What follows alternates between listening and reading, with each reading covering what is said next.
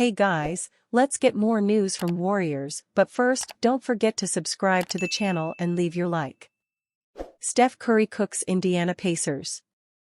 Golden State Warriors win 131-109. Last night, the Golden State Warriors were in Philadelphia, taking on the 76ers. In that game, Steph Curry went February 7th and January 4th from downtown. The first quarter would be a video game for the two-time MVP. He made all 6 shots he took, all threes.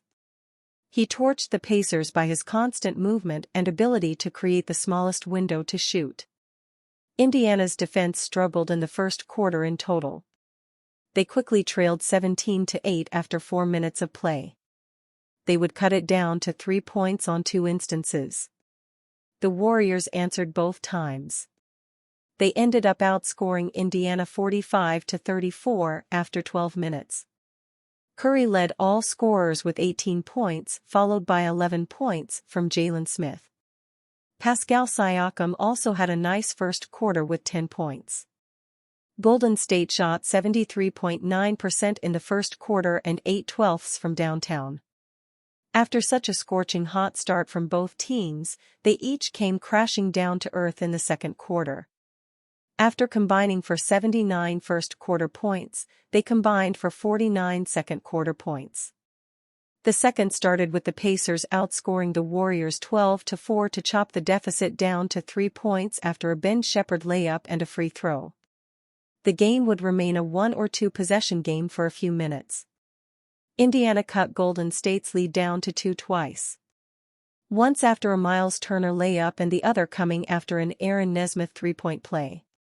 The Warriors closed the quarter on a 12-2 run, the final 4:20 to lead 70-58 at halftime. Curry led all scorers with 29 points, followed by Smith with 14 points. Nesmith, Siakam, and Turner all had 10 points. Indiana's offensive struggles continued in the third quarter. Both teams are superb in the third quarter. During the heyday of the Warriors dynasty, they always had big third quarters so they could coast in the fourth. Well, that's how it would go tonight. Indiana only scored 18 points in the quarter. The Warriors only scored 25 but pushed their lead to a game-high 19 points. They'd pushed their lead to 16 points after a Curry layup a minute into the quarter. The Pacers could never string together successful offensive possessions when they got stops. They cut the deficit to 11 points on 3 occasions, but just couldn't find a flow offensively. With 4 o'clock to go, they trailed 85-74, but got outscored 10-2 the rest of the way. Golden State led 95-76 after 36 minutes of play.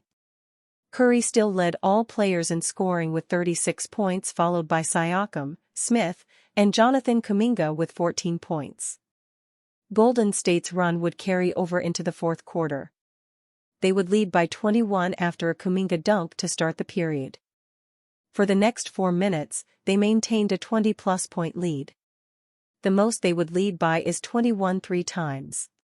Indiana had 1 run in them, but they couldn't get enough stops or scores consecutively to really make it a game. Andrew Nembhard buried 2 threes to make it 104-83 with 3:37 to go. Golden State emptied the bench because of the scoring being decided. Former Center Grove Trojan and Indiana Hoosier, Tracy Jackson Davis, entered the game with a standing ovation. He entered the game and immediately got a fast break dunk. Golden State's biggest lead was 131-106. They ended up winning 131-109 after a Shepherd 3. Red-hot Steph Curry praises Warriors' total team effort in blowout win over Pacers.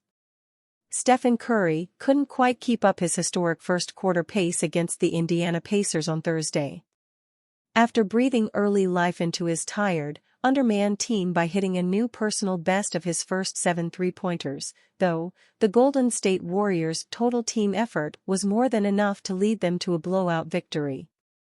The Dubs beat the Pacers 131-109 at Gainbridge Fieldhouse, putting together arguably their most encouraging top-to-bottom performance of the season, despite playing without an Klay Thompson on the second night of a back-to-back. Curry led the way with 42 points on 15 of 22 shooting, including 11 of 16 from beyond the arc. He scored 29 of those points during a scintillating first half before Indiana adjusted defensively, selling out even harder to stop the two-time Finals MVP after intermission. By the time Curry came alive again for back-to-back triples late in the fourth quarter, his teammates had already sealed a win.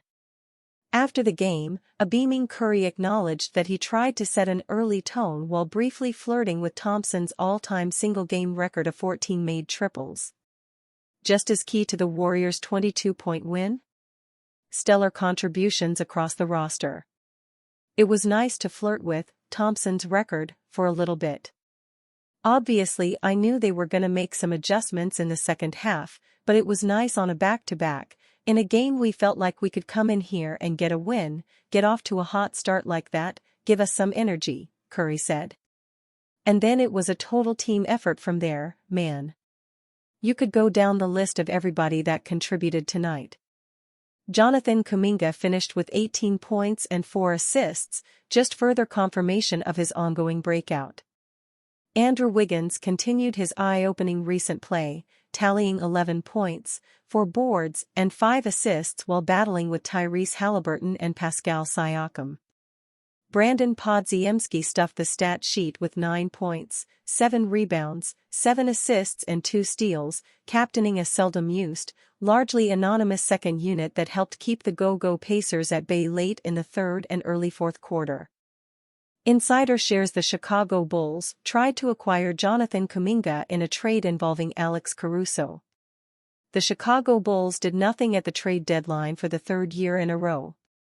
However, Bulls insider Casey Johnson reported that the Bulls tried to swing a deal for the Golden State Warriors' talented forward Jonathan Kuminga, but talks did not prosper past the initial stage. The Bulls have long maintained it would take a generous offer to pry prized guard Alex Caruso away from them. One player the Bulls would have considered moving Caruso for was Kuminga, the Warriors' third-year pro who has turned a corner this season and is averaging 15.4 points on 53% shooting and 4.7 rebounds. However, Johnson reported the Bulls' advances were denied. In exploratory trade talks with the Golden State Warriors centered on Caruso, league sources said the Bulls inquired about Jonathan Kuminga's availability. That was rebuffed, and the Bulls made clear in talks with all teams that they didn't want to trade Caruso, especially for a package on perhaps other young pieces like Moses Moody, so they'd need to be floored by an offer to do so, Johnson wrote. Johnson also shared that the Bulls front office received calls from teams inquiring about veterans Andre Drummond and DeMar DeRozan. However, those inquiries did not progress as the day passed, and other teams completed deals.